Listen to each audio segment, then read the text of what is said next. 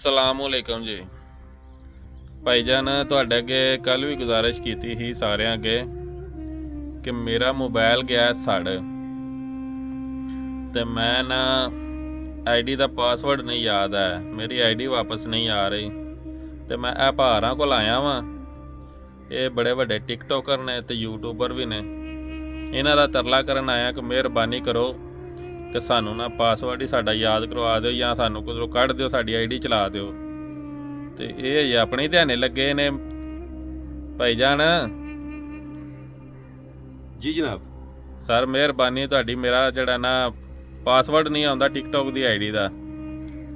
ਆ ਜਾਂਦਾ ਭਾਜੀ, ਹਰ ਸ਼ੈ ਆ ਜਾਂਦੀ। ਕੋਈ ਮਿਹਰਬਾਨੀ ਕਰੋ ਨਾ, ਆ ਜਾਂਦੀ, ਹਰ ਸ਼ੈ ਆ ਜਾਂਦੀ, ਤੁਸੀਂ ਬੇਫਿਕਰ ਰਹੋ। ਇੱਥੇ ਜਰਾ ਕੋਈ ਵਾਮ ਨੂੰ ਮੈਸੇਜ ਹੀ ਦੇ ਛੜੋ। ਫਿਰ ਮੈਸੇਜ ਕਿਵੇਂ ਦਾ ਦੇਣਾ? ਮੈਸੇਜ ਨੂੰ ਇਹ ਹੀ ਦੇਣਾ, ਕੋਈ ਵਾਮ ਦਾ ਤਰਲਾ ਕਰੋ ਯਾਰ, ਜਿਹਨੂੰ ਕਿਸੇ ਨੂੰ ਪਤਾ ਹੈ ਕੋਈ ਆਈਡੀ ਰਿਕਵਰ ਕਰ ਦੇ ਸਾਡੀ। ਪਾਸਵਰਡ ਨਹੀਂ ਆਉਂਦਾ, ਜੀਮੇਲ ਆਉਂਦੀ, ਜੀਮੇਲ ਦਾ ਪਾਸਵਰਡ ਵੀ ਆਉਂਦਾ ਹੈ ਤੇ ਟਿਕਟੋਕ ਦਾ ਪਾਸਵਰਡ ਨਹੀਂ ਆਉਂਦਾ। ਭਾਈ ਸਹੀ ਪੁੱਛੋ ਨਾ ਜੇ ਸਾਡਾ ਆਪਣਾ ਸਵਾਚਾ ਪਿਆ ਜੀ, ਕਿਸੇ ਨੂੰ ਕੀ ਦਸੀਏ। ਮੇਰੇ ਕੋਲ ਮੇਰਾ ਅਕਾਊਂਟ ਜਿਹੜਾ ਨਾ ਜਿਹੜਾ ਬੈਨ ਹੋਇਆ ਖੁੱਲ ਗਿਆ। ਖੁੱਲ ਗਿਆ? ਹਾਂ, ਉਹਦਾ ਸਿਰਫ ਪਾਸਵਰਡ ਮੰਗਦੇ ਜਦੋਂ ਮੇਰਾ ਆਪਣਾ ਗਵਾਚਾ ਪਿਆ ਤੇ ਮੈਂ ਕੀ ਕਰਾਂ।